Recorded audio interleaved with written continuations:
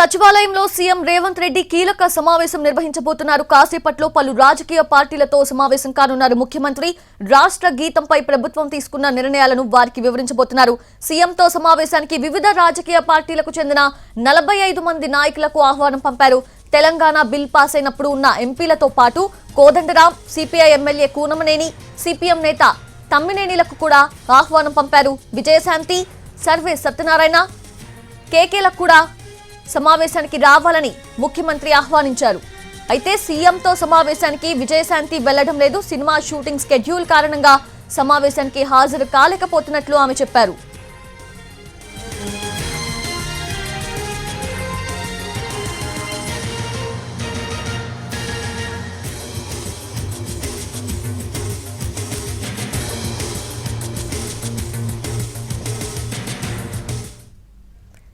ఈ సమావేశానికి సంబంధించి అప్డేట్స్ తెలుసుకుందాము. గాంధీ భవన్ నుంచి మా ప్రతినిధి చారి సిద్ధంగా ఉన్నారు లైవ్ లో. చారి, ఓవర్ టు యూ. సచివాలయంలో మరి కాసేపట్లో సీఎం రేవంత్ రెడ్డి అధ్యక్షతన సమావేశం కాబోతుంది. ఈ సమావేశంలో జూన్ 2 జరిగేటువంటి వేడుకలకు సంబంధించినటువంటి అంశాలన్నిటి మీద కూడా చర్చించబోతున్నారు.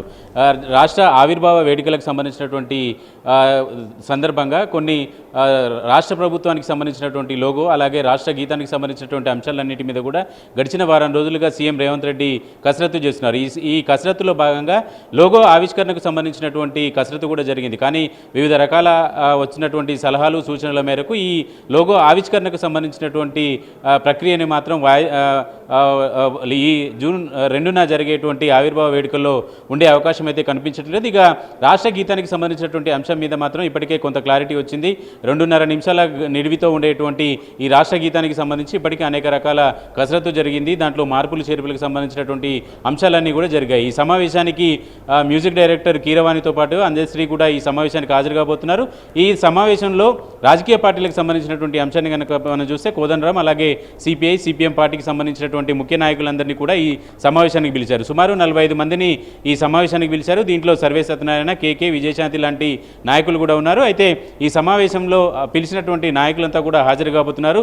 విజయశాంతి మాత్రం సినిమా షూటింగ్ కారణంగా ఈ సమావేశానికి హాజరు కాలేకపోతున్నట్టు సీఎం కార్యాలయానికి సమాచారం ఇచ్చినట్టు తెలుస్తుంది. ఓవరాల్గా మరి కాసేపట్లో ప్రారంభమయ్యేటువంటి ఈ సమావేశంలో రాష్ట్ర గీతం, రాష్ట్ర లోగోకు సంబంధించినటువంటి అంశాలన్నింటి మీద కూడా అన్ని పార్టీలకు సంబంధించి అభిప్రాయం తీసుకోవాలనుకుంటున్నారు. హిందీ పార్టీలో కూడా పార్టీకి సంబంధించినటువంటి ముఖ్యమైనటువంటి నాయకులందరినీ కూడా ఈ సమావేశానికి పిలిచినటువంటి నేపథ్యంలో వాళ్ళ అభిప్రాయాలన్నింటినీ కూడా తీసుకోవాలనేటువంటి అభిప్రాయంతో సీఎం రేవంత్ రెడ్డి ఉన్నారు. అందుకే పార్టీకి సంబంధించినటువంటి ముఖ్య నాయకులందరినీ కూడా ఈ సమావేశానికి పిలిచారు. ప్రస్తుతానికి రాష్ట్ర గీతానికి సంబంధించి ఫైనల్ అయ్యేటువంటి అవకాశం ఉంది. ఆ గీతానికి సంబంధించినటువంటి మార్పులు, చేర్పులు, కూర్పు అంతా కూడా పూర్తయింది. లోగోకు సంబంధించినటువంటి అంశాలన్నింటి మీద కూడా ఈ సమావేశానికి వచ్చేటువంటి నాయకుల అభిప్రాయాలు తీసుకోబోతున్నారు.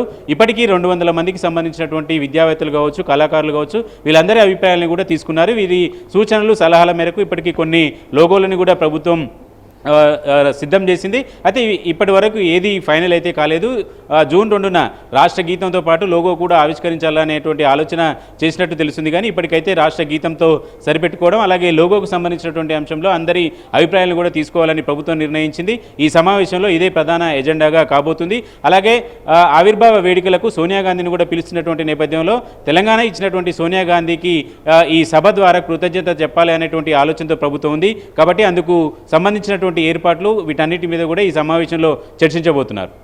Yes, Chari, thank you. Thanks for the updates.